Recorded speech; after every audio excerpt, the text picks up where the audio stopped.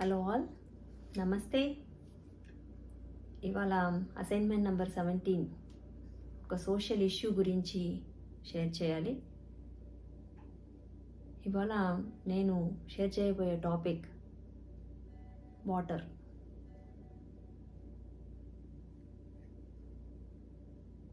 Mother earth is like a body and the water are like veins. మన దేహం లాంటిదైతే అందులో ప్రవహించే ఉండే నరాలు లాంటిది. మన రక్తాన్ని ప్రవహించేకి ఎంత సహాయం చేస్తుందో నరాలు, అంత ముఖ్యమైనది నీళ్ళు. 1965లో మొదట్లో మన ఇండియాలో బాటిల్డ్ వాటర్స్ వచ్చాయి. అప్పుడు అందరూ ఆ బిజినెస్ మ్యాన్ని చూసి నవ్వారంట. ఏమని? ఒరే, మన ఇండియా 2/3 ఆఫ్ వాటర్ ఉంది, ఓన్లీ 1/3 ఆఫ్ ల్యాండ్ ఉంది. ఇంత వాటర్ రిసోర్స్ ఉండే ఈ భూమిలో నువ్వు నీళ్ళు అమ్ముతున్నావు, నీళ్ళ ఇష్యూస్ రాని ఈ భూమిలో నువ్వు నీళ్ళు అమ్ముతున్నావు అన్నాడంట. అప్పుడు అతను ఇప్పుడు రాకపోవచ్చు కానీ ఫ్యూచర్లో వస్తుంది అని వాడు అమ్మ సాగాడంట. ఇలా కాలక్రమేణా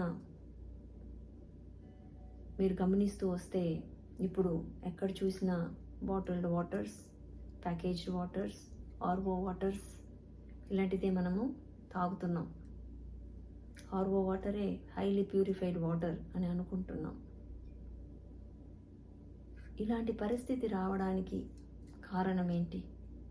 కారణం ఎవరు?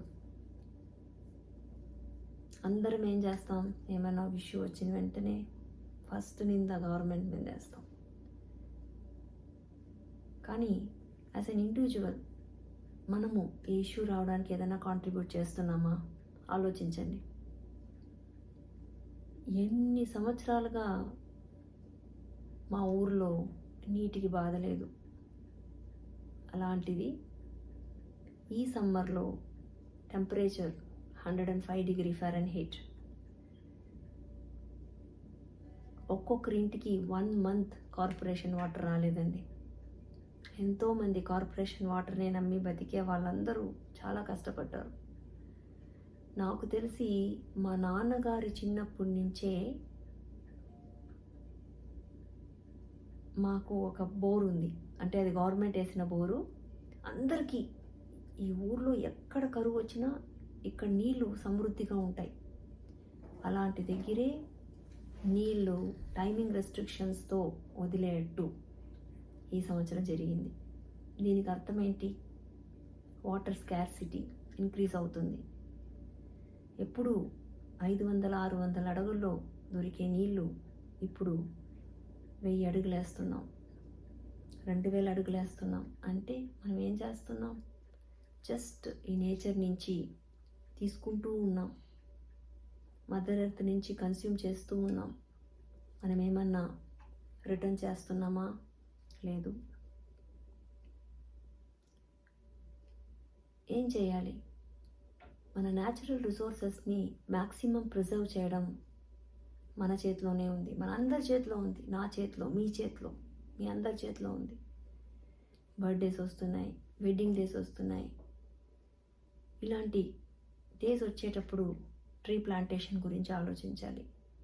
ఇవాళ మనకే నీళ్ళకి ఇంత కష్టమైతే మన తర్వాత వచ్చే 10 తరాల గురించి ఆలోచించాలి.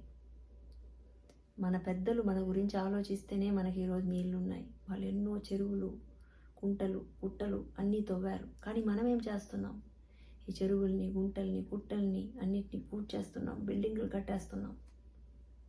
అలా కాకుండా ఈ వాటర్ స్కేర్సిటీని రెడ్యూస్ చేయడానికి ఏం చేయొచ్చు? Rain water harvest, planting of trees, respecting mother earth, reducing carbon wastage ఇవన్నీ మనం ఫాలో చేస్తే ఖచ్చితంగా ఈ సోషల్ ఇష్యూ అయిన వాటర్ స్కార్సిటీని ఇప్పుడే కాకపోయినా ఇంకొచ్చే ఒక 10-20 సంవత్సరాల్లో రిసాల్వ్ చేయగలం. అందరూ దీని గురించి కొంచెం థింక్ చేయండి. ఒక్కొక్క యాక్టివిటీ చేసే ముందు నాకే ఏం ప్రయోజనం వస్తుందని కాకుండా నా భూమికి దీనివల్ల ఏదన్నా ప్రయోజనం వస్తుందా అని ఆలోచించి ముందుకెళ్ళండి. జై హింద్, జై భారత్, వందే మాతరం.